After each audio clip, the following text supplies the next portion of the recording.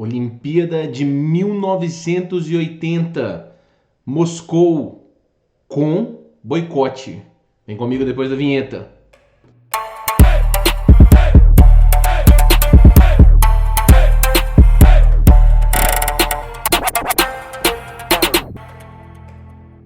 Fala, meu Josequi, como é que estão as coisas? Tudo bem? Olimpíadas chegando, o hype aumentando e vamos falar de novo de Olimpíadas, história das Olimpíadas aqui. Vamos falar de 1980 e aqui vamos falar da seleção brasileira, que finalmente temos uma seleção brasileira bem ajeitadinha, uma seleção, cara, não que as outras anteriores não fossem, mas nós levamos uma seleção no masculino completa e só tinha competição no masculino. Então levamos uma equipe com nomes que provavelmente a maioria de vocês conhece. Se conhecem e se estão gostando do conteúdo nosso, deixa o seu like aqui. Se não é inscrito ainda, se inscreva. E se já é inscrito, muitíssimo obrigado por fazer parte aqui da nossa comunidade.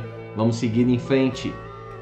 Cara, Brasil, como eu disse, uma equipe maravilhosa. Deixa eu falar rapidinho dessas feras. Vamos falar primeiro do Sensei Luiz Junti Shinohara, que a gente sabe é o atual coordenador técnico atual, né, da seleção brasileira masculina. Foi técnico da seleção brasileira há muitos anos. Mas foi um excelente atleta, senhores. Aliás, eu vou ficar repetindo aqui que todos esses caras foram excelentes atletas. A gente está falando de uma seleção brasileira que foi disputar uma Olimpíada. Então todos esses judocas aqui, sensacionais, ok? Junti era... O Sensei Shinohara ele tinha muita velocidade, peso leve, né? Acabou que nessa Olimpíada ganhou a primeira luta, saiu na segunda luta, ok? Segundo da fila, Luiz Omura.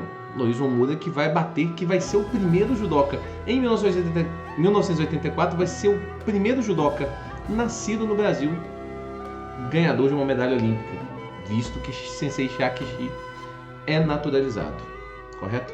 Também nessa Olimpíada ganhou a primeira, perdeu a segunda. Anelson Guerra Vieira. Sensei, Anelson Guerra, ele me traz boas lembranças. Eu não vi lutar, tá? Mas o meu primeiro professor, que foi o Sensei Ronaldo, que já é falecido, ele sempre falava do Anelson. Sempre falava do Anelson. Sensei Nafis de Brasília também sempre comenta do Anelson. Sempre, toda vez que a gente conversa sobre judocas do passado, ele sempre fala do Anelson como um gigantesco atleta e deve ter sido mesmo. Tem vídeo dele lutando no Mundial, se vocês quiserem procurar aí no YouTube, podem achar que vocês vão ver, era um bom judoca. Nas Olimpíadas ele não foi muito bem, pegou uma primeira luta difícil e acabou saindo na primeira luta. O próximo da fila, esse é um cara que eu quando eu penso nele, eu já abro um sorriso. Carlos Alberto Cunha, que eu vou chamar aqui de Cunha. Cara, o Cunha, além de ter sido um gigantesco judoca, o Cunha, ele foi acho que o primeiro portal de judô que teve no Brasil foi dele, chamava Judô Brasil, inclusive. E o Cunha, a característica do Cunha é que o Cunha não tinha muita papa na língua. Eu tive alguns encontros com o Cunha algumas vezes na vida, não muitos, mas cada um deles completamente memorável. Histórias que eu jamais vou esquecer. Algumas acho que eu não posso nem contar aqui. O Cunha, infelizmente, já faleceu, como eu disse, mas eu não consigo lembrar dele com tristeza. Não consigo. Ele era um cara muito diferente na maneira de enxergar a vida e enxergar o judô. E cada onde que você tiver, Cunha, saiba que você fez aqui um fã, um gigantesco fã. Cunha ganhou 2 lutas, perdeu na terceira, fez uma Olimpíada muito decente, muito consistente. Pena que não teve outras oportunidades em Olimpíadas, né? Aí vamos falar de se a gente tem uma seleção boa, essa seleção ela é realmente toda muito boa, mas nós temos um acima da média. E o acima da média dessa seleção é Walter Carmona.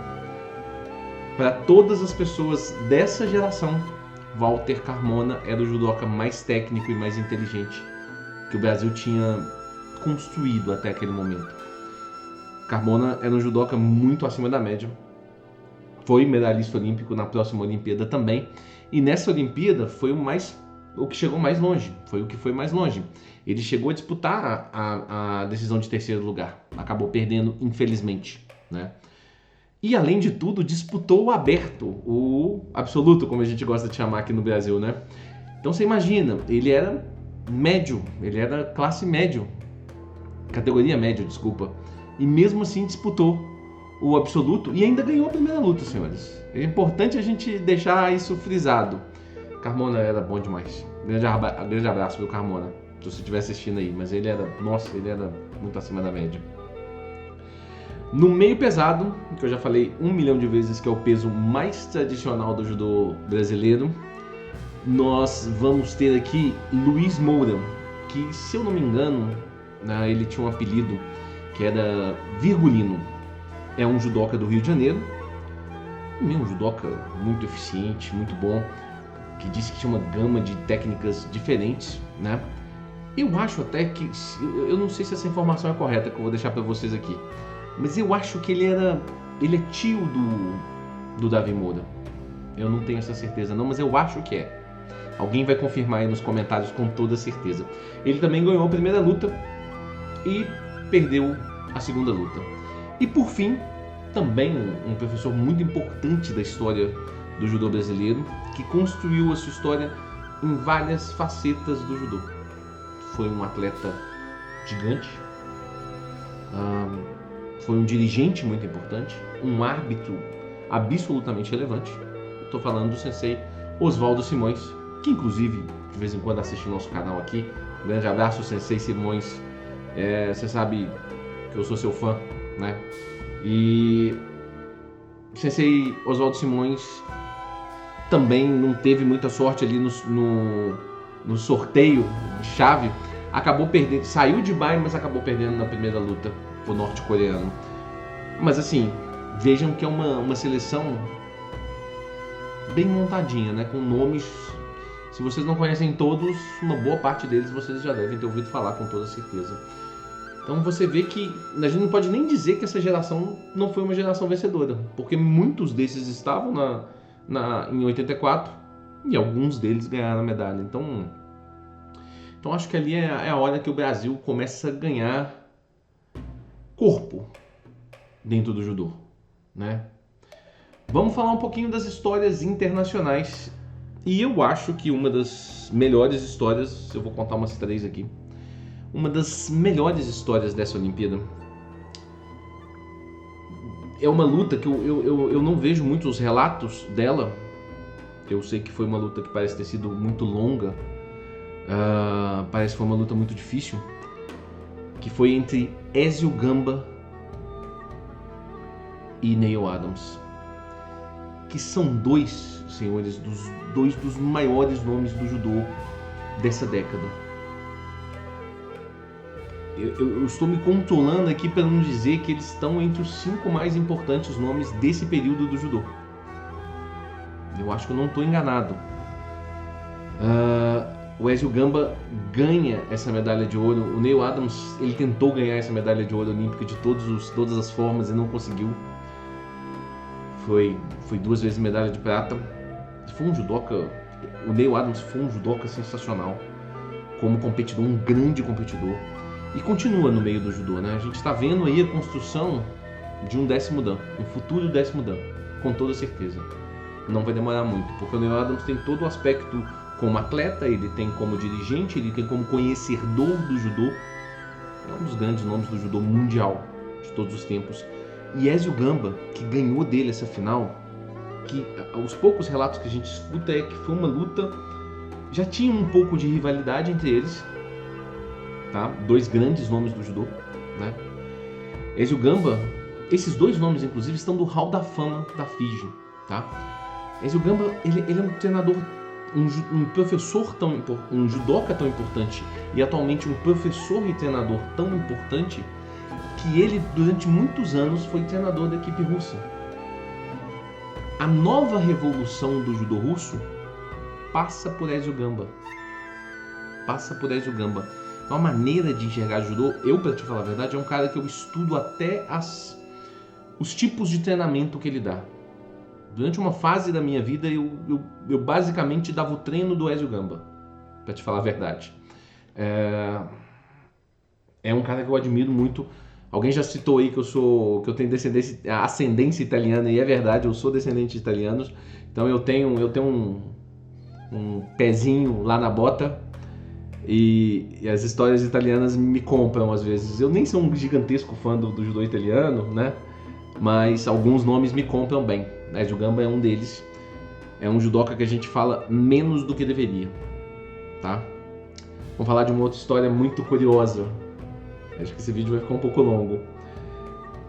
Essa Olimpíada, talvez a principal história dessa Olimpíada, é o surgimento de uma nova potência. Como houve um boicote, como eu falei lá no início do vídeo, como houve um boicote, a gente teve muitas seleções que não participaram.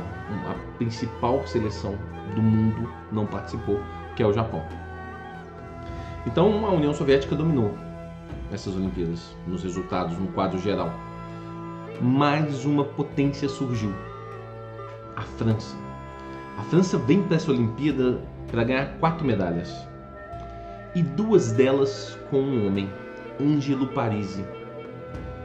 E aí, talvez seja a história mais curiosa. Ângelo Parisi foi campeão no peso dele e vice no absoluto.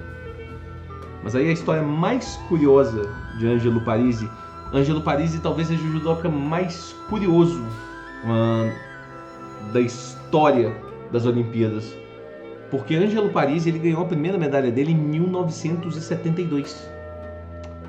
E por incrível que pareça, pela Grã-Bretanha. Aí você vai falar, então ele é nascido na Inglaterra e depois se naturalizou para a França? Digo-te que não. Ângelo Parisi é nascido na Itália. É isso mesmo. Ele nasceu na Itália, naturalizou-se pela Grã-Bretanha e depois pela França. E Ângelo Parisi tem 4 medalhas olímpicas. Ele ganha a primeira em 72, depois ganha 2 em 80 e ganha uma 4ª medalha. Na próxima Olimpíada a gente fala dela. Mais uma história importante, a última.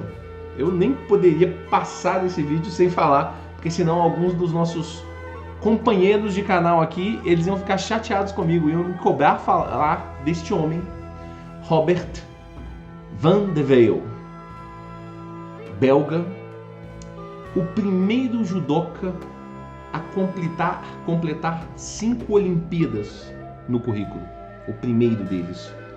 Robert van de Weyl, que era do peso meio pesado, inclusive medalhista de ouro desta Olimpíada, e que também vai ganhar uma outra medalha em 1988, quando o Aurélio Miguel é campeão. Ele e o Aurélio têm uma história interessante. É aquela história de respeito, admiração, junto com um pouco de rivalidade, junto com um pouquinho de rivalidade que eles tinham entre eles, né? Às vezes um comentário um pouco mais apimentado um sobre o outro, mas também muito respeito, realmente, uma maneira de enxergar judô diferente. Robert van de Weyl ele foi o primeiro grande nome do judô belga, tá? Ele é que talvez abra uma porta para talvez a melhor judoca de todos os tempos, não belga, a melhor judoca de todos os tempos, talvez de todos os tempos mesmo, do mundo, Ingrid Bergman. E um dia desses eu vou fazer um vídeo só sobre a Ingrid Bergman, que eu falo muito dela aqui. Mas é isso, senhores. Falei muito, acho que o vídeo ficou um pouco longo, espero que vocês tenham gostado.